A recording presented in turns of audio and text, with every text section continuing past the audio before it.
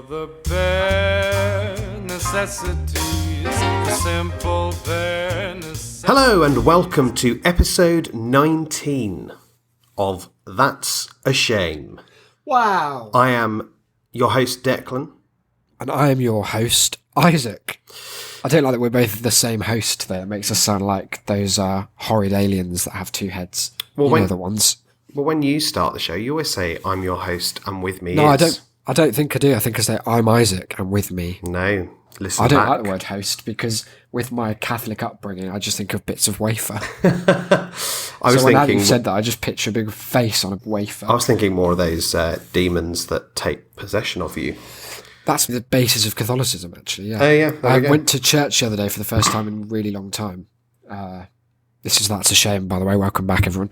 And because my grandma was here, as I mentioned. Yeah, I was going to say, you're not born again. No, not in a big way. And something that I've always considered a shame from about the age of 4 and I hadn't really clocked that it counted in our show's remit until just then, was...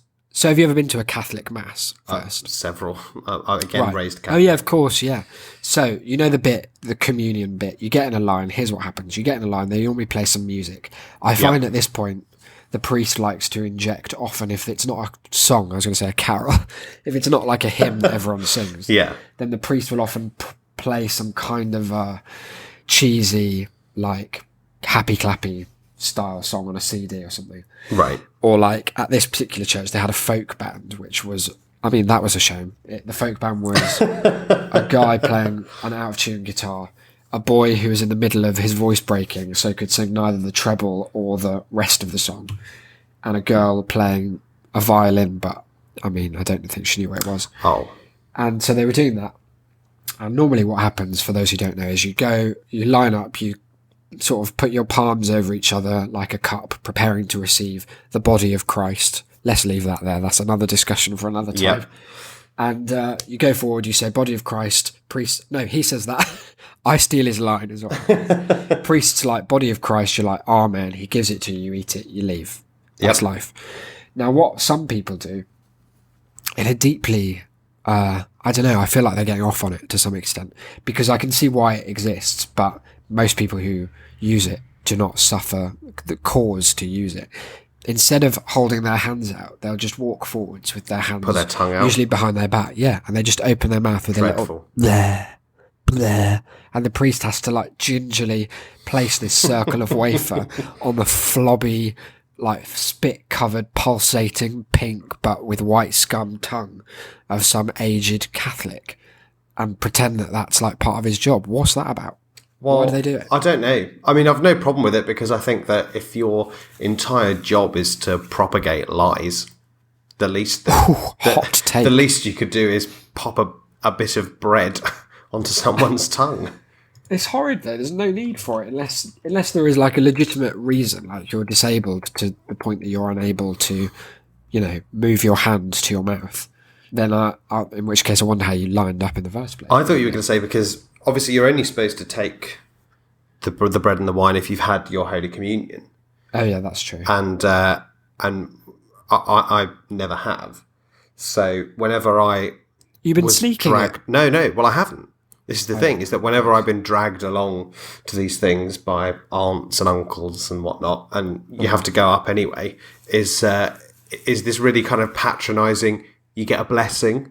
Oh yeah, it's like And a they go- participation award. Yeah, they get, the people go up with the body of Christ, and they're like, yes, and they take it, and then you go, body of Christ, and you're afraid not, and he's like, oh, well, God loves you as well, don't, off you go, like, gives you a little pat on the head, and you fuck off. Can you imagine if it was like, presumably to the priest, it must be as important as it's the literal, because transubstantiation in the Catholic Church, they believe it is the body of Christ. Oh yeah, like it's not Aquinas and all that. representative of. No, it actually literally is. Even though it's bread. Even though it's characteristically and like in terms of its attributes not. Even it though- is the body of Christ. Don't ask how it works. Even though most of them have to like order it in from somewhere. It's made. I used to be told it was made by nuns, and then I found out it was made by blind nuns. The particular one, that we had. And I don't know. There was something a bit disturbing about blind nuns, like squeaking over bread. It was a bit like the cook. it feels like Matilda. It feels like a shit Doctor Who episode. blind nuns. Yeah. But yeah, if you believe that, and fair play to you, that you're ingesting the body of Christ with a room of people who are doing the same, how much of a dick move is it, just because you haven't had your first Holy Communion, to refuse to share the actual body of Jesus with one guy because he's got his arms crossed instead? Afraid you're not committed to this, love. Yeah, sad. What I like as well is because when I was born in London, and we were living in East London for the first nearly 5 years of my life, and we used to go to church on Sundays every week then. But then when we moved down, we didn't go to church anymore, and Godless county, isn't it? that's the one. can't find a church if you pay for one. No Jesus there. But so the next time that I went to church really was sort of years later, when I was staying with my aunt, and all of the rest of my aunts are very devout Irish Catholics. And so we went along to church, and I had forgotten all about the call and response. So Don't call it the call and response. It's not like... pretty sure that is literally its name. I think it's got a bit of a grander name than that. I don't think the Catholic Church is going to line up with the hokey I'm always certain cokey. that it is certainly called the response, but I the responsorial psalm. Oh, right. There you yeah. go. No. You veto. You can't call it a psalm because, I was sat there bored as ever, thinking to myself, the sort of cool 13-year-old atheist. Yeah, I reject all this, Slash So r they're slash bored, atheism. kicking the seat in front of me a little bit, maybe. And then suddenly the priest in the middle of his dreary monotone address says, and the Lord be with you. And suddenly a room full of people in the exact same cadence immediately respond, and also with you. And what the fuck is going on? It was that is whale odd, isn't song. Yeah, it's like if you forget where you are for a moment, it just becomes such a bizarre... It's so ritualistic. And that's obvious because it is a ritual. Yeah. But you forget while you're there unless you take a step back. Because like you said, there's that long... The bit where you say, like, I believe in Almighty God, the Father, whatever, that whole long bit. Mm-hmm. But it's about 3 minutes of uninterrupted speech that follows the exact same pattern. And it's like this unending cadence. I believe in one Father, the other, and it just goes on and on forever. And it's just a really odd thing to like look around and find yourself amongst. It's so dreary as well. Like there's no hope in it. It's not an upbeat response. It is very much the kind of ritualistic worry about death that all religion naturally and inherently must be. And it just kind of, it's simultaneously terrifying and dull. It's an amazing combination. What a balance to have struck. Wow. You're like, if I believed even half a sentence of this, I'd be terrified, but I don't, so it's just boring. 2 related stories that I have not relayed, I don't think yet. And we didn't plan to talk about this. Maybe we'll get on to spoilers, but probably not. Oh, we should say now, we are introducing... Yeah, spoiler for the rest of the episode. We have our first, what are we calling it? Feature, not Room 101. Yeah, so in episode 10, I think, we came up with the idea of doing this feature. It's now episode 19. Some have said we could have done it a bit faster, but I've had a lot of people emailing in that I had to respond to and stuff, so we've worked it all out. And that's coming out later. We've got a lovely guest, so stay tuned. Is that enough admin, do you think? I think that's Did I fine. do that well? Yeah, no, get back to God. So yeah, church stories. Oh, church stories. Where to begin? Well, my favourite is William, who is my stepdad, like my mum's partner of 14 or 15 years now. He had been raised by 2 atheist parents in London. He'd never been to church before he came. We were up for Christmas, I think, at my grandma's, which is on the Wirral, like near Liverpool. Yeah. And I think it was quite possibly his first time in a church for a non, it wasn't a christening or a wedding, just a normal church reason. Right. And another bit of I don't know if this is exclusive to the Catholic Mass, I would kind of guess it's not, but there's a bit just before, I think, the communion, where we recap peace being everywhere. It's like, lift up your hearts, we lift them up to the Lord, all that stuff. Let us spread peace, something like that. And then he says the line, let us offer each other a sign of peace. And what happens next is if you forget it's coming, it can be, even if you Oh, have God. done it before, Terror. it can be, because it snaps you out, because people start turning and talking, and there's like a hubbub ensues, which is quite different to the chanting you normally get. Because what happens is people are turning around to shake each other's hands. Sometimes if they know each other, they'll go in for like a hug, Yeah. a little awkward kiss on both cheeks, and what they say is "peace be with you," because it's the Christ message of spreading peace Yeah. around the world. Now, William hadn't been to church before, and we neglected to kind of, because it's second nature, having been. Oh, yeah. Like whenever I was living at my grandma's, I would go every week, at least once, sometimes more, to church. So it becomes like ingrained. And so I hadn't really thought about how odd it was to experience for the first time. So all these people started turning around to him to shake hands, and he's a little bit deaf, but not like that deaf. No. But what he heard and started repeating back to people, really earnestly shaking hands, trying to be like polite, because probably to ingratiate himself with my grandma and like Yeah. get in with that side of the family. He was just shaking hands, going, "Pleased to meet you. Oh, pleased to meet you too. Yeah. Oh no, it's lovely. Yeah, please." It's just such a lost.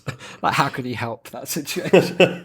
You don't. It's You lovely. let it go on. It's nice enough. He's not saying, "Fuck off, get out." Yeah, exactly. This is bunk. It wasn't like, yeah. So that's nice. Also, have we seen together the mad guy in Canterbury who does watercolors about God? I think I might have brought him up on the show before. I think you've certainly mentioned him to me, but we haven't encountered him together.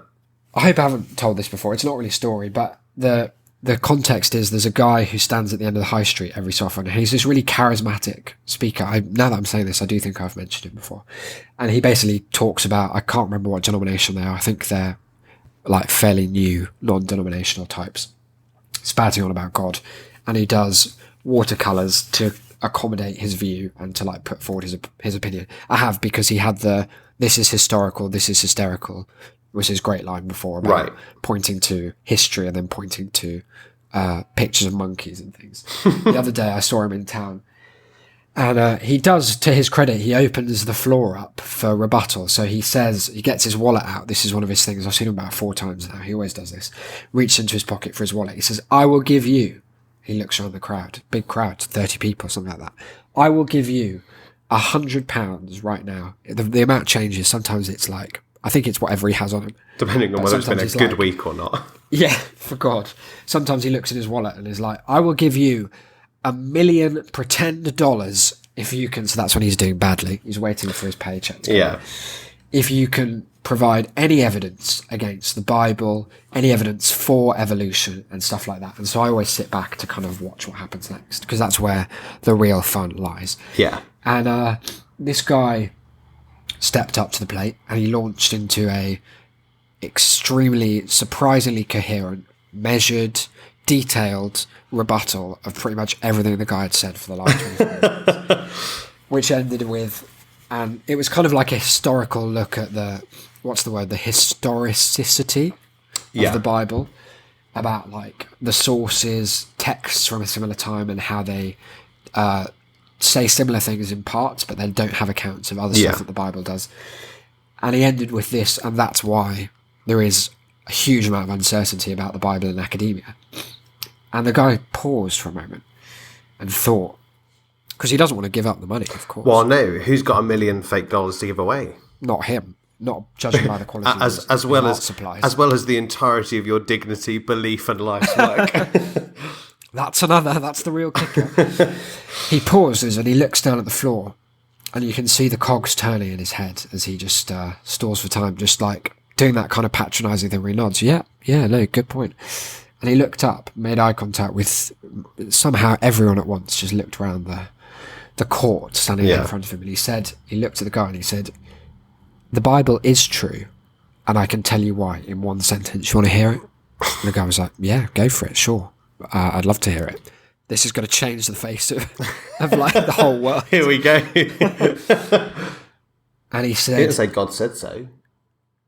"No, oh no, he's not a hack. Were you thinking this wasn't going to end with him proving Oh, I religion?" see. Sorry, is this, You're so if I silly, you're switch such a on the cynic. news in an hour and a half, am I going to find him? Yeah, I'm breaking it here because I don't know if anyone else in Canterbury does podcasting or has a Twitter account. He looks up and he says, if you, and he does a strong point, Right. if you can write a book and God made you, then God can write a book. And I just stood and let that sit. Right. While everyone was just, I don't know, I burst out laughing, which was clearly the wrong thing to do, because he has plants in the audience. I can't remember if I've told this already, but the first time I went, a woman sidled up to me, like, with all the subtlety of, like, an anvil falling off a cliff. Yeah. Sidled up, was like, so what are you thinking about this whole thing? Pretty convincing, isn't it? It was so lovely, though. It was such a sweet attempt. You're not part of... You're not involved with... Me? No, I'm one of the guys. I met you at the pub, remember? You're a 50-year-old woman. I don't think I do remember. She sidled up and was like, yeah, so it's pretty good stuff, isn't it, all this Jesus malarkey? And I was like, yeah, it's interesting. Like, I like hearing him talk. And she was like, so you believe it all? Yeah? Like, it's obvious. So, well, I have some reservations, you know. I've studied, like, philosophy of religion is something I find really interesting. And I'm kind of agnostic leaning in the sense that, like, teapot agnostic. Like, I don't need to explain that to our audience. But No. famous hitchhikers thing.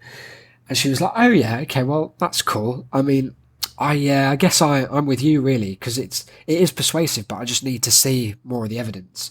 And then she did this really loud, at which point the guy came over to chat, and we were there for like an hour talking. And he's really nice, kind of arrogant cock. I hate the man. Right, yeah. I've changed. That's the one. No, I find him quite entertaining. He's not that nice, but he's quite funny. And decent at arguing. And he was like giving me all this knowledge, laying it all on me. He didn't drop the God line. No? But then after about an hour of talking to these people, I had to go. Like, I had to get a train, I think. I'd just come from, like, getting my hair cut, and I was like, I'm sorry, I have to go. It's been great chatting, whatever. They gave me all that literature, which we've seen at my house, which is, like, little pamphlets that are printed off for, like, 20p a pop, called things like, why did God make the races, and things like that. Oh, yeah. Wonderful. And as I left, he was like, what's your name, sir? I said, it's Isaac. And he was like, oh, it's a Bible name. I'll pray for you. And they joined in this big prayer circle and were chanting about praying for me as I left. Isn't that nice? That is nice, but also haunting. Yeah, haunting. But there's something about that logic, that just the confidence with which he delivered, if you can write a book, Well, yeah. and God made you, then God, well, he can write a book. It's But like the most circular. I don't know whether it is, like, confidence or whether it is just a form of ignorance. I don't know. I mean, it must be both. I always think this because when you see real, like, intellectual takedowns, yeah. you just wonder how anyone could ever recover. Like, I've been reading... Not just in the debate. Like, No. emotionally. No. Yeah, well, like, I've been sending you photos of just quotes from this book I'm reading at the moment. It's just like a collection of academic essays, most of them targeted at denouncing incorrect or ignorant demagogues. And my favourite one from the other day was our good friend Noam, Oh, no. who was writing about Ronald Reagan, and he sort of had a small paragraph about him, and then there was, the little 4, superscript 4, and I sort of flicked onwards 40 pages to the notes to check out what it was, and it was just a single sentence that said, when I say Reagan knows, I'm referring, of course, to his speechwriters or his planners. Any sentence that begins Reagan knows is likely to be false. Wow. Well, how do you ever recover from that? Like, I mean, you could never show your face again No. after someone said that. There was one this morning that I found as well, which I think is the best tweet of all time, which is someone retweeted Andrew Neil, who I don't know if I've British mentioned. political pundit. Yeah, I don't know if I've mentioned my hatred for him on the show before, but he is a fucking prick who has never once allowed a single other human in his presence to finish a sentence. But he tweeted something really, like, blandly obvious about Grenfell Tower, and someone had sort of, like, quoted it and made the point that, yeah, go on, Andrew, like, you're nearly there. Come on, you're close to hitting something interesting. And someone just replied to him saying, good luck with that. As the well-known saying goes, you can lead Andrew Neil to an obvious conclusion, but you can't make him not a cunt. Which I think is the most incredible takedown of all time. I'd delete my Twitter account. I would delete myself. Yeah, I would, from like, the face of the the earth. Daily Politics, that's over. That just can't share it anymore. It's just going to be reruns of the Teletubbies now. Like, because it's probably about as politically relevant. Yeah. Just absolutely incredible. It is a powerful, just to have that rhetoric to hand, to be able to just grasp for something that's so simple, but so devastating, that there can be no comeback. There's no room for a comeback. It's just powerful. It's like whenever anyone of any ill repute dies now, on the sort of Reddit thread that manages to make it to the front page, there'll always be someone who quotes Hitchens. I can't remember who Hitchens was actually talking about. He was talking about a reverend who died. Yeah, I can't remember which one. We'll pop it on the old Twitter or something later. But essentially, his quote on television at the time when he was interviewed about it was that if you'd given the man an enema, you could have buried him in a matchbox. Wow. Such an incredibly succinct dismissal of everything they've ever said. It's also so nice done. because you can hear how smug that is as well. Oh yeah, you know that he laughed about that himself. Oh my god, he probably 25 had it framed on his own wall, and I'm telling you now that I would too if I'd come up with it. I wonder why film critics in particular seem to be so good at these one-line things. I guess there's an element of it which is like, now that is what you have to do to succeed in at least written criticism of film, because of people like Roger Ebert. But at the same time, it seems like maybe people who are already really good at these single sentence tweetable put downs are gravitating towards that as an industry. Well, I suppose because you know that you'll have lots of material to work with. Yeah, an infinite supply of Hollywood. Yeah.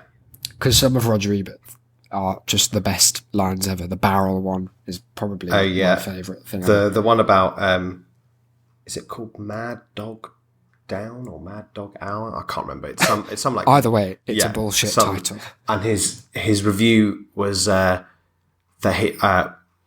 like, I've seen a lot of dreadful movies, but never before today have I seen a film that didn't in any way improve upon a blank screen viewed for the same length of time. that watching this film was like waiting for 3 hours for a bus in a city where you're not entirely sure they have a bus route. And then after some more specifics, I think he rounded it off by saying that the film should be cut up and made into ukulele picks for the poor. What a specific idea. It's very lovely though. His one that stays with me as well, that I think I wrote down when I saw it, just so that I'd always somewhere have a copy of it, was his review of Spice World. Because I think I just enjoyed the idea of imagining Roger Ebert watching Spice World. What must that be like as a person? And he, I can't even remember the full sentence, but the bit of it that sticks with me always is something about making a film about 5 people whose main distinguishing feature is that they have different names. Wow. Not inaccurate. Have you seen Spice World? Yes, I have. Not good by a stretch. It's not a film. No, it's not. It's one long nightmare. It doesn't fall into any genre. It's not a documentary. It's not a biopic. It's not. What are the character arcs, would you say? That each person travelled along a completely flat line. That every single member of the Spice Girls had entirely plateaued by that point. It's got 3.4 out of 10 on IMDb, so that's pretty damning. Yeah. Let's see what the reviews say. Well, the first review incorrectly gives it 10 out of 10 stars. Probably wrong. Yeah. I think that might be by one of the Spice Girls themselves there. Do you think they think it's good? Oh, almost certainly. Don't know. What about the review I sent you the other day? Uh-huh. I was buying a book off Amazon called "The Gulf War Did Not Take Place," and it's like a sort of a postmodernist take on the idea that the war that everyone watched on the news and that was relayed through the media, the war as everyone understands it, isn't what actually happened. I think quite obviously meant to be taken in the metaphorical sense in which the title is stated. Yes. But there were about 10 reviews of it on Amazon, and the one at the top of the list was 1 star. I was there. The war was real. That is a lovely example of missing the point. People died, were torn to pieces, burned beyond recognition in flame, gutted armor fighting vehicles. The author is a fool. It's a shame that the person who wrote that review would probably agree with the content of the book. Yeah. Because they're kind of arguing from the same page. But sadly, it feels like they've never read a book. Over his head. One of these reviews of the Spice Girls film is called Every Bit as Good as Their Music, unfortunately, from Adam B, reviewing this in February 1999. Wow. And it's got 2 great lines in it, at least. I was actually pretty apathetic towards the Spice Girls until I saw this movie, but this is too much. This is the first English-speaking movie I've seen that requires English subtitles so you can figure out what the little darlings are saying. Patronising there, Alan. I'd say that's slightly sexist. Fortunately, there's no plot, so you can just treat it like a 90-minute long music video. For an added challenge, see if you can resist the urge to keep from clawing your own eyes out of their sockets while protecting your ears from bleeding while they sing and prance their way into your spleen. Ugh. Oh. A spice world, he ends, is a cruel world, indeed. So I think we should watch it, is what I'm saying. Okay, yeah. No, because we once floated the idea of doing, like, audio commentaries for films, didn't we? Yeah, no, we could do that still at some point. Yeah, I think we should do that one day. I'm game for that. And I think Spice World should be top of the list. Before we do that, though, we do still need to watch Sex Pod for Tim. Oh, yeah. Okay, we'll get to that. We'll get on that. Episode 20 is our next one. I know. An absolute milestone. I know. And have we got anything special planned? No. I'm thinking no. You know us. Do you think we're likely to plan anything special in the intervening few days? I think that we probably should. I feel like we should as well. I feel like we have a duty to do so. We should mention as well that we put out there's no Hooked this week, guys, or this Wednesday, today, this episode. What I'm saying is they'll be Hooked on Sunday. Episode 20 will resume. We put out a call on Twitter, as we mentioned in episode 18, for you guys to vote on which our next story should be, and we had a far bigger response than I expected. I expected it would just be me casting the deciding vote. Yeah. Order of the Foxtooth, I can confirm, will be the next story. So if you want to read ahead, get a sense of the narrative, then that would be an error. So that would be an overestimation of its complicated. What if we open this one and it's got like a cast of 30 characters?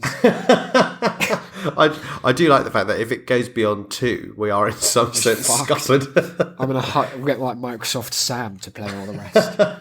Hey Cortana, say this. If anyone's listening out loud, I bet you just set off their Windows machine to do something weird. Oh, that'd be great. But look, I think we should segue into our feature. How do you feel about that? Yeah, definitely. So this is pre-recorded.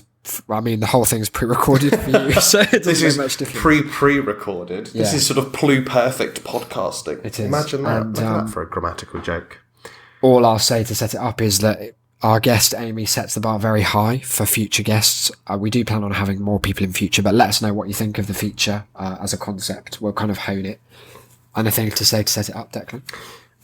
Only that any accusations that we are a tall derivative of 90% of cynical media that's gone before us are completely outlandish and baseless. Have been exaggerated. This is a height.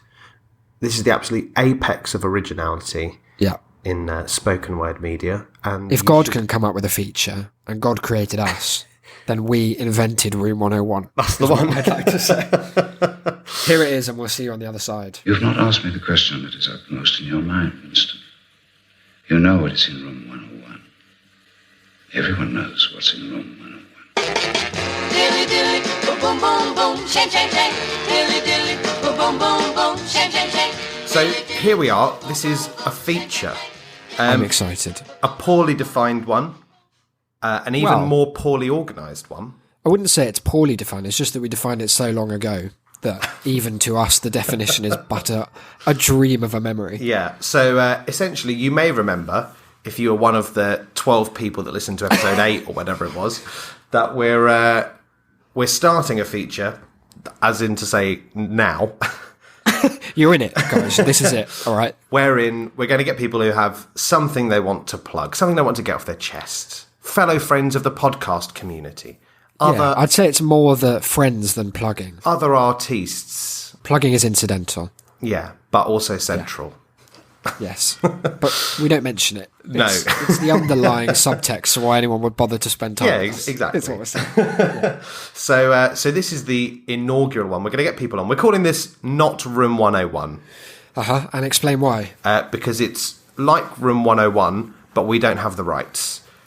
And so what we've done quite cleverly, I don't know if people will pick If you up on this, picked but up on it, yeah. what you do is if you want to make like your own Disneyland, you call it Not Disneyland or Disney Not Land, and then they can't do for it. That's pretty much how that works. Yeah. So we'll have a guest on, and they will explain to us. They'll bring something to us as fans of the show. They no doubt are something they consider to be a shame, and we will almost inevitably agree because most things are. Just on a pure probabilistic basis. Yeah. You'll have a good shot of winning. You num- have to choose something like the concept of peace, equality. Hang on 1 second. But yeah. So let's introduce our guest, shall we? Well, Inaugural guest. Well, why not allow her to introduce herself? Hello. I have been here for the last 2 minutes and the last how many weeks? Oh goodness! Just Don't here. ask us Who that. knows? Just here, About silently. 4 It's months. the first time they've let me speak. I'm Amy. She's been sitting in the background. Normally, just Let's clap a bit. That's bleak. normally fair. just there nodding Yeah. or shaking your head, I'm just agreeing. directing the episode silently. Sat under the table, and they've let me up to have a voice. Well, it's very nice for you to join us. Pioneers Thank of you. equality that we are. Yeah. Amy had to fill in a form to be here, despite knowing Declan in her personal life. And that just goes to show the kind of value Declan holds on friendship. Look, you know, I have lots of people that I'm friends with. Not all of them are entertainment worthy. And if you Oh. can't make yourself appear entertainment worthy in a form, then frankly, how could you? What One of the great vehicles for comedy. what possible medium could convey your entertainment Hilarity. value?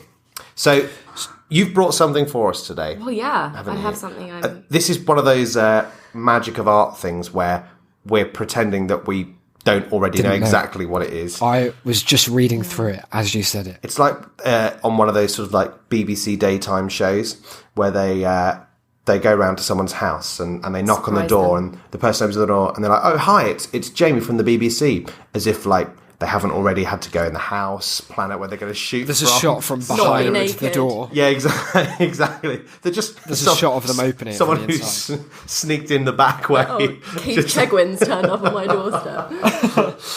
and he's fucking naked again, the bastard. But yeah, I've just come along to moan. That's the vibe. So tell us That what it is is. the vibe. What are That's the you vibe. moaning about? Right. Dictatorial instructions in the guise of song lyrics. That's my opening. So by It's a strong opening. by Thank you. dictatorial, you don't mean politically. No, well, possibly. Oh, the like, fascist who- songs. Do you know what? It comes close. Amy's doing a dissertation on the Hitler Youth, the musicality of the Hitler Youth. No, it's songs that are written. Usually, it's a chorus comprising of one line that asks an audience to do something, and it's purely to accommodate the power trip of the person on stage. I mean, anything like put your hands up, anything like that, jump around. That like it's nobody's enjoying themselves. You can't. The best thing about Jump Around is that the rest of the song has nothing to do with jumping. This is what I mean. It's about Arnold Schwarzenegger. It's about sitting down mostly.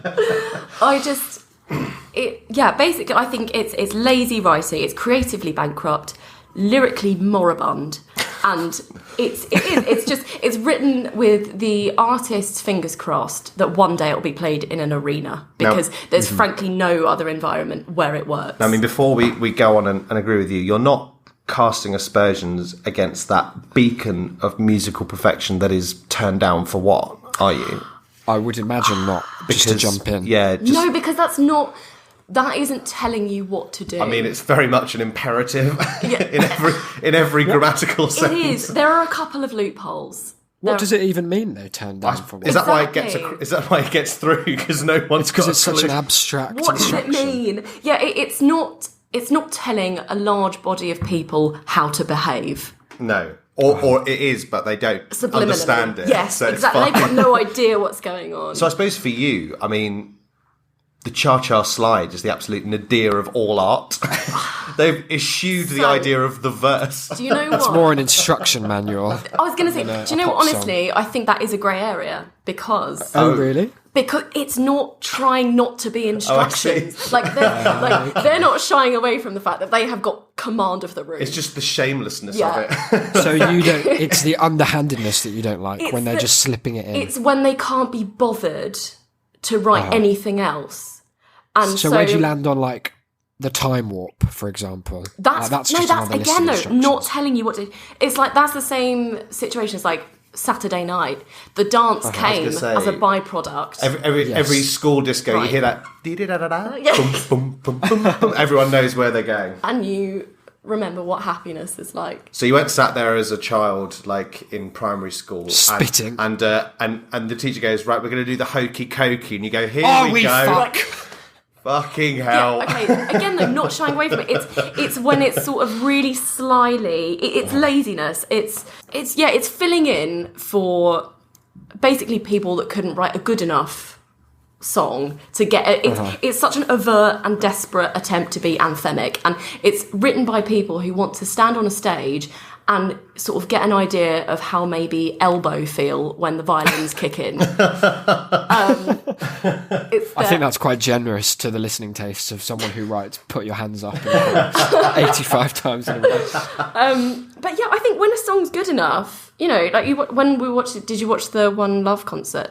I tried my absolute best not to. Oh no, I did. It was quite sweet. See, I saw Coldplay. What even was it? I saw Cold. The Don't go Ariana saying that. Grande one. Oh yeah. Isaac, Why was it no- called One Love? God only knows. I suppose it's something about not being terrorists. I guess though, but One Love's not very many.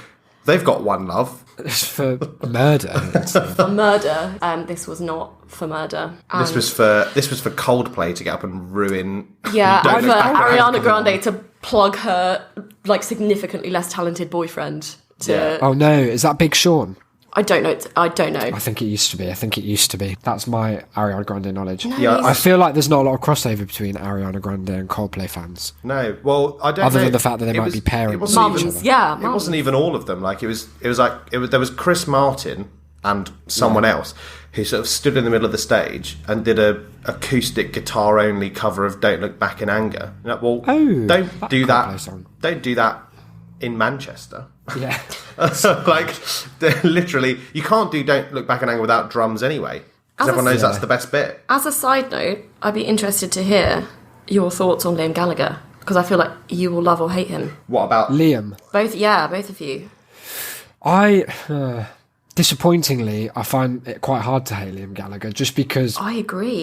having listened to Noel Gallagher for quite a long time in Russell Brand's podcast over the years, it seems like even for Noel, Liam is Too a much. baffling enigma of a man. I Because think, he just is what he is. Like yeah, he's just such a singular thing. anybody so unapologetically a self-parody, Yeah. Yeah. just absolutely demands respect. He had Yeah. the temerity to walk on at that concert dressed like he'd finished a shift at the RNLI and came out and sang about being a rock star. I think that's, Yeah. you can't argue with that. You can't I agree, argue with yeah. that. Not even Noel, because they've had their, like, famously and all over the tabloids, like, they're falling out Yeah. multiple times over the years, but even Noel refers to him as the last great rock star. And he kind of was. Like, there's no one who holds that Gives kind less of of a shit. singularity in pop culture, I don't think. Yeah, he's one of few people whose rehabilitation I don't mind. I can sort of get behind. Yeah. It's not like when Even though- it's not when they get George Bush on the telly to talk about his paintings. Who gives a fuck, George? Even though Noel is clearly the more talented one, Liam was like the image. Yeah, no, I would he's like to. I think you've identified something that the bit that interests me the most is the idea that they write this song on their own somewhere with all these instructions that at that time, like you say, it's just a dream Yeah, that one day absolutely. someone might put their hands up, because it's very antithetical to songwriting. I don't know, it's not conveying anything, is it? It's No. kind of asking some people to convey back to you And this their appreciation for you. This is it. Very little irritates me more.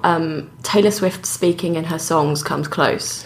That is a shame. That is the shame of all shames. But I don't know. I thought about this. I thought about how do you go about sitting down in a studio or in your bedroom and writing, heavy scare quotes, writing a song like that. So you basically come up with one sentence, then say, right, well, that's lyrics covered. And then I remembered that Scouting for Girls exist, and that God. is a technique that is alive and well. That is... They had the audacity to write the one line and the one melody, and that was it. Well, this is the thing. So I've built up a bit of a fantasy in my head about how they actually write. Is there three of them? Three of them? Could be one. I think it's just a machine. I think there's three of them, and they're just sort of sat in a room and with like mind maps, trying to find a sentence, and then one of them does it, says, "Is this okay?" The other one goes, "Right, lyrics down. Let's do music. What should we go for?" And then someone else just sort of says, "Oh, I don't know. Imagine if a piano could be nervous, what would it sound like?" Sort of like jittery. Ooh. Or like, I'm going to teach myself piano chords. And that's it, they're done. It's like Made a killing. it's like, you know, that guy who does he sings All Star Smash Mouth over every popular song yeah. for the last 3 decades. What a hero that man is. That you can do that with the lyrics and melody of any two-door cinema club to any other two-door cinema club song. There's no combination that's incompatible. They all have the exact same chord. But they found the formula, and is it more of a shame that people are capitalising on the fact definitely. that it works, or is the real shame that we Buy into enable it. them to? And we're fine because with it, people yeah. do put their hands up, and they do bring it I down to the don't. floor.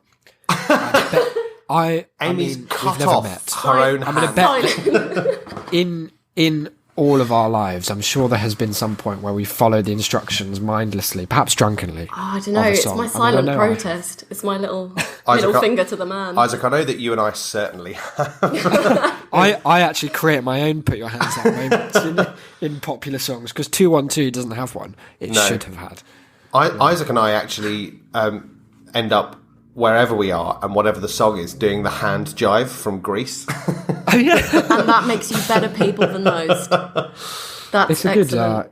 It works over a lot of things. The hand job. Yeah. It's flexible, versatile, peace. Also, people are always inordinately impressed that you can Yeah. remember 8 consecutive claps. I No had to learn input, that high in reward. like primary school. So What? I don't know what everyone For your else did. sats. No, we had, it was the entrance exam. I went to dance academy. It was quite special.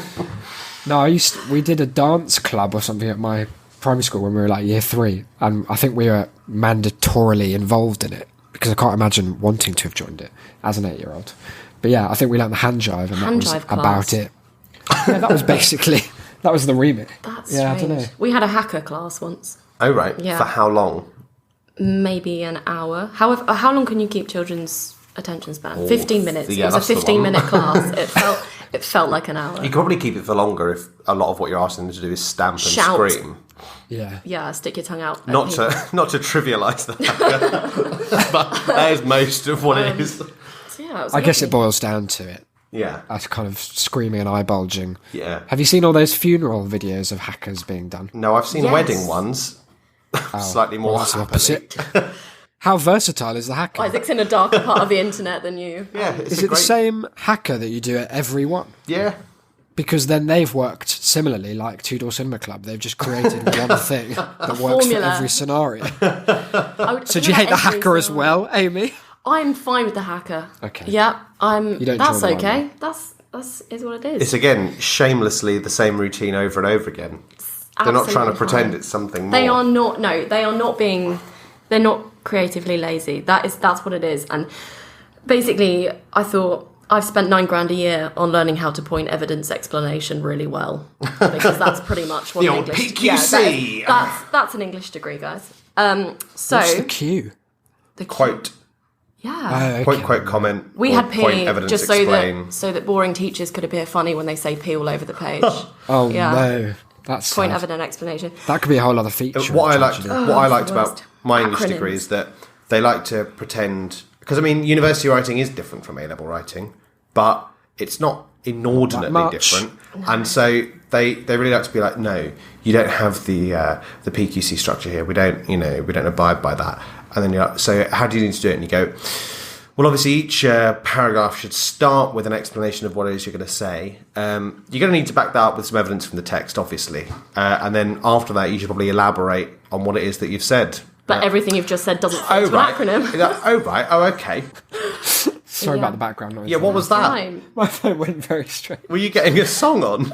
No, it just I was trying to put it on Do Not Disturb mode, and it started playing I Believe I Can, I'm gonna have to. which I just don't have in my library. Why did it do that? I don't know what button I pressed because I wasn't really looking at it. I was in my left hand. Oh dear. Well, look, I think we've never done this feature before. Yeah. I imagine the wrap up should be something like I have. what's the strongest single sentence you can put this argument across in? I'm And so then glad Declan you and I will asked. judge you harshly. I'm really glad you I'm asked. pretty sure that Amy's got It's it written covered. down. It is covered. There's statistics in here, right? Ooh. Here we go. So, I I'm throwing my phone on the floor. Don't worry about it. yeah. Okay, here we go. No. Like, mood down. This is like on Question Time when they have like they've all been having a bit of a joke, a bit of a debate, but then someone just sort of cuts across and they're like, "Look, that's all well and good, but here are the facts." Here are the facts, and they're coming at you. Basically, I went onto a website called lyrics.com. Does what it says on the tin, and I searched "Put Your Hands Up" to see how many times it has been used in Western music. Oh dear. Any takers on a guess? How many hits? How many times that's come up? I think I've seen the answer, so I'm not going. Okay, you're to, not- I'm okay, not going Isaac. to give an answer. Can but you give me Isaac, a- all I'll say is, however much you think it is, it's more. Could you give me a lower and upper limit? They can be quite broad and I'll guess within it. Deck. Okay, so is that the number of songs? That is how many? Yeah, how many times? Okay, so it's somewhere between 25,000 and 75,000 times. Oh, right, okay. I was off. I'm going to guess 67,400 and that's it. Okay, so that's the risk of getting someone to guess because now this is anticlimactic. No, it's all right. no. We oversold, but it's still a depressingly large It's number. 51,872 times. 2/3 of which I'm pretty sure are Fed Legrand's Put Your Hands Up. for Detroit. Can we just say an absolute classic? Now that's what I call music 52, I think. The What longest, an amazing song. the longest, most repetitive song to probably used in Guantanamo Bay. It's just so it's so long and bad. But fun fact, this is a side. Whilst looking up the lyrics, not that it took very long. No. So at the end it says, "Put your hands up, put your hands up, put your hands up for Detroit." Yeah. Our I lovely city. Right. thought it was, "I love the city." I love this city. I No. thought it was "I love this city," which has some kind of like gusto. No. It says "a lovely city," like a TripAdvisor review. It's like the travel board. Yeah, a lovely Wow. city, which, That takes away all gravitas, doesn't it? I reckon that the song was commissioned by like the Detroit local council Absolutely. because I mean Yeah. its image is not as a lovely Yeah. city; it's as an industrial wasteland. yeah, It sounds like your nan describing a song or something. a Yeah. lovely city. Oh, it's a lovely city. You do a great cup of tea. Basically, to see how sort of Simon Says the world's lyricists are, I proceeded to type in a weirder instruction. I went for "touch your nose." That appears 33,936 times in Western music. Where? I don't know. But no, How does it appear like more than half as often I as, don't know. as put your hands up? But the best one, I typed in "get your hair cut" because I was like, how extreme can we go here? So I typed in "get your hair cut" and it opened up a whole new can of worms. Pete Townsend, Right. guitarist of The Who. And I'm bringing this up because for anybody who thinks their heroes are infallible, they absolutely are not. He wrote a song, I'm not going to tell you what it's called yet, but if you're teaching at the moment, Isaac, yeah? Yes, in a manner of speaking. If you ever need to explain bathos to a class, I Is know, it Pete never Townsend's have. career and this song? I've got your source material covered. Okay. Okay, so I will read you the lyrics. And you'll see why this is relevant. I didn't find out I was a coward until I ran away. I didn't think I was a hypocrite till I tried to pray. I didn't realise I was lost till I started looking. I said it like that because there's no G, there's an apostrophe. No, I got that. That was Thank you. accurate. I didn't know how much I loved you till I tasted your cooking. Oh dear. The next verse is, for your garlic flavoured steak, I'd suffer nightmares. For your mashed potatoes, I'd even dig the dirt. For your roast beef, I'd even get a haircut. That's where that comes in. And then Wow. to keep the larder full, I'd even work. I think if we Even? need even work, if we Wow, needed an Pete. insight into John Darkin's iTunes, I think we found It's it. just that on a loop forever. Yeah. That's horrible. It's It sounds so like an advert bad. for Wendy's or something. It's like he was commissioned to do a McDonald's commercial that never aired. That's so depressing. So many levels. That is Wow. bad. Who was that song for, other than John Darkins? Other than I think it was for his aunt or something. I think it was just specifically for one member of his family that made a great roast dinner. And he said, I'm the guitarist of The Who. How am I going to express my love for this? It's through weird steak analogies. Weird steak analogies and Horrid. haircuts. For anyone who wants to download it, it's called Cooking with no G Okay, good. and an apostrophe. Good. I might bleep that out because I don't want to support that song. in the slightest. If a single penny gets spent, Make sure, Let him see a personally surge failed. in downloads. make sure you get it ironically or at least illegally. Do you think if we could get enough people to download it, he'd release more food-based songs? Should we do a about just things? Should we do a cooking for Christmas #1 campaign? a benefit concert? I'll get Coldplay. Only 2 of them. That's right, the drummer twice. It's just dear. a dread. It is a shame. Well, It is a yeah, shame.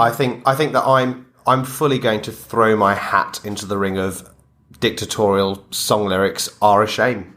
Yeah, I too will, with no reservations, support you. the motion to have Well- it thrown into not Room 101. We're not going to say which room, but it's not that one. No, Right. we can't even say be 4. we can't even say room 102 because 'Cause the that's Ricky not- Gervais show have already done that. Have they? Oh, yeah. So we but we're not derivative of either. This is our own thing.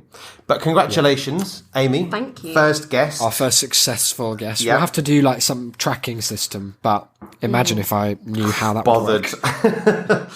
It's going to be a real shame for the first fucker who isn't. I should just say, I'm sorry, but this is something that we both love. I think if that happens, we should just stop the recording and tell them Yeah. off air. Is it that The bloke- episode just ends. that bloke who submitted racism. Imagine we just tell him, sorry, mate, it's just doesn't qualify. We've got put your hands up in there. You Doesn't can't come go close. chucking. Does not come Can't go close. chucking hate crime in there as well. No, it would be too much. Too soon, I think. Well, thank you very much. Let's find out a bit about you, where people Yeah, can exactly. find you. follow Where you and people can stuff. find me, Twitter, I'm at Amy F Matthews. Where else? The F stands for fun. The F stands for fun. And where else can you find me? Instagram, probably. Instagram. Again, at Amy F Matthews. It's good branding. I've taken a very Scouting for Girls approach. One line covers all. Yeah, that's where you can find me. Also, you can find me geographically, not at my house. You can find me in Scotland if you happen to be around in Edinburgh over the summer for the Fringe. I will be doing a show. It's called Dirty Laundry. It's at Just the Tonic Mash House. I will be living in a shipping container for the duration of the Fringe no. because Why? I'm a student, and Oh, dear. to stay in Edinburgh over Fringe, you need have to to be live a in Thorpe Park. sultan. Yeah. Yeah, It's incredibly. It is a literal shark hotel I'm sorry slash to hear that. refugee camp. That's okay. So I will be living in a shipping container for you people. So it would be great if. What's the show about? What's it about? It's about flatmates, because that's never been done before. No. It's about some flatmates, and You're the first person since Friends. to yeah, do that, no I think. one's done it.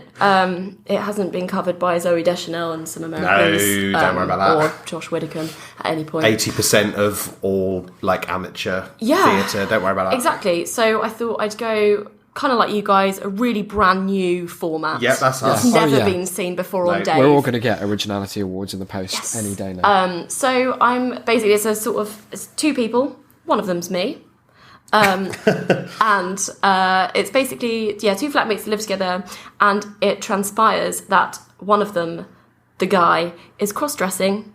They're good friends. Not in and your clothes. in my Oh, clothes. no. Oh, goodness. In my clothes. That is a shame. It's the most. It's so fringe. That's so fringe. That's so fringe, and that's pretty much it. But like I sounds said, cool. You don't want to give more away. I don't want to give any more away. No. Come and see What it. are your dates? Are you doing the whole fringe? I'm not, because I would like to keep my sanity. No one can afford shipping containers No one can forever. afford a shipping container for the whole of the fringe, so I've gone for half of it. From half? the 3rd to the 13th, it will be showing, and I'll be running around the city for a couple of days either side of that. Also, if you have any shows on, get in touch with me. I will come and see them in a trade deal. Sounds Aw. good. Yes. There you All go, right. listeners. That's quite the offer. Well, thank you very much for coming on, Amy. It's Thank been a pleasure. you. Thank you very much. Thank you for help us work out what this feature is. That's Yep. okay. We'll get you back maybe in like 25 features down the line when we have a real format honed to precision. Super. We're gonna. And if there's nobody else, I will see you all next week. Yeah, yeah, definitely. It'll be the same. You won't have to come back. Yeah, It'll be the basically, same guys, recording. Get in touch with them. we're just looping Speak to them, moan at them, so that you don't have to listen to me again next Wednesday. Oh no, it'll be Sunday. Yeah. Yes. Well, we've moved into a boring admin realm now. That's the one. Let's loop back to the end of the episode. I don't know how we're going to, but just imagine that this was seamless, and one day it will be. Bye, guys. See ya. Bye. Baby, I'm ashamed. That's a shame. Fruity, fruity, fruity. Should we come out of it doing that thing where people laugh? What? So, oh, Yeah. well, that was that, eh? Oh, what a goodness feature that was. I enjoyed it. Yeah, okay, we can do that if you want. Okay, let's do it at 10 seconds. Ready? God, we had a good time. Oh, what a feature, eh? Do you remember when we recorded that all those hours ago? At Minutes. least 70 minutes ago. I had a whale of a time. She was good, wasn't she, Amy? She did very well.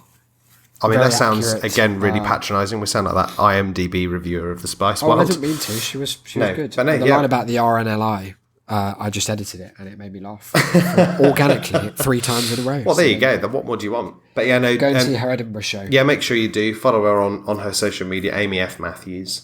Yeah, and sort that out. She admitted to me afterwards she thinks that's what it is. So That's you the know, kind of organisational level that we like at this show. Apparently, there are 2 other Amy Matthews who are in any way Don't popular on the follow internet. them. One of them's owns an Australian DIY shop or something, and the other is a pornographic cartoonist. I've heard that they both hate homeless people. So follow them. In fact, block them. Yeah, absolutely abstain from supporting them in any sense. In fact, if you fancy it, vocally denounce them. Oppose them. Don't say you came from us, though. God, no. Perhaps Amy will be back in future because she has more things on her list to talk Oh about. goodness, yeah, no, she had a long list of things she thought But yeah. were a shame. So yeah, I think we can definitely get her back. And if you'd like to come on the show with something you consider to be a shame, all you need is a microphone, Google Chrome, and the will to be involved, really, to have something to moan about Yeah. for 10 to 15 minutes. Shame.city/guest is the sign-up form. There, Declan, bring us out with some plugs. Okay, well, there are a plethora of pages on shame.city that you might wish to visit. Shame.city/reviews, an interesting one I've heard, Isaac. Oh, what's that one about then? Well, what it does, it takes you to the iTunes review page. That's convenient. Where you could, if you were so inclined, If you're a total babe. as I'm sure as an avid and wonderful, lovely, lovable listener you are. Yeah, I would. That sounded like I was sort of singing the wonderful thing about tickets. Lovable, lovely. was very the like. wonderful thing about listeners is listeners are wonderful things. You can drop us a review, obviously 5-star. Yeah. I mean, come on, let's not fuck about. If you've got anything negative to say, just email it to us. Yeah. Shout it down an alleyway. No, I'm joking. Whisper Email to the it. trees. And we'll sort it out for you. Pop us a little reviews are review. very appreciated. They really do help us more than we ever thought that they could. So Yep. it would be really helpful. If you also visit regularshame.city, you can explore the entirety of our podcasting world. There's a little bit about us, not much, admittedly. You get to see our lovely heads. But you can see all of the episodes, and there'll be some more content on there. We always link to a couple of things now for each episode. You can contact us, as Isaac has mentioned. You can email us, TAS, @shame.city, or you can get in touch with us on Twitter @that'sashamecast. Yes, I'm on Twitter @IsaacBD. Declan is @CynicalDeclan. That's me. Before we fly out, we should mention that we'll be guesting on another podcast this week. Oh my for our goodness, first yes, we will dual be. appearance, like some horrible Anton Deck replacement. Yeah, we're going to be appearing on a show. How is it? They put it across the pond. Yep. So in the US, we'll be up 1 a.m. on Friday. Or my prime 1 time. a.m. on Saturday, I should probably Everyone in say. my house will be asleep, so it'll be a very whispered delivery. Same, yep. Hi guys. Gonna sound like we're doing it while being held hostage. Yeah, it'll be like a true crime, like live from the scene. Yeah. If you could report on murders that might be about to happen to you. But that is a Turning Point podcast. I think they're a Turning Point 16 on Twitter. Check them out. Yeah. And We'll link to that episode. Yeah, we'll inevitably share that when it's out. Goodness knows what it will entail. Who has a clue? As always, tell a friend about the show if you care about them and us. Them more than us, or us more than them. It's up to you. Pass on the good news. That's a Shame podcast. Peace be Other with than you. that, this has been episode 19. Pleased to meet you, and we'll see you for episode 20. See you at the milestone. Get ready.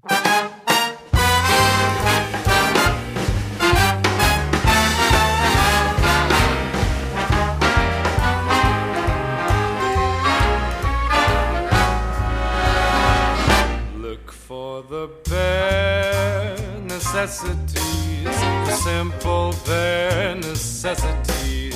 Forget about your worries and your strife. I mean the bare necessities, oh Mother Nature's recipes that bring the bare necessities of life. Wherever I wander, wherever I roam, I couldn't be fonder of my big home. The bees are buzzing in the tree to make some honey just for me.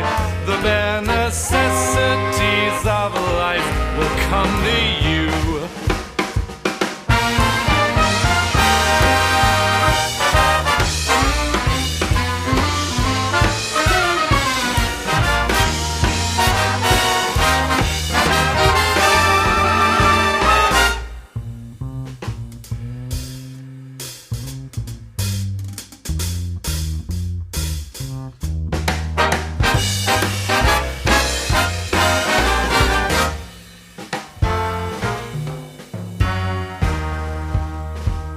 Look for the bare necessities, the simple bare necessities. Forget about your worries and your strife. I mean the bare necessities, oh Mother Nature's recipes that bring the bare necessities of life. Wherever I wander, wherever I roam, I couldn't be fonder, my new home. The bees are buzzing in the tree to make some honey just for me. The bare necessities of life will come to you. The bare necessities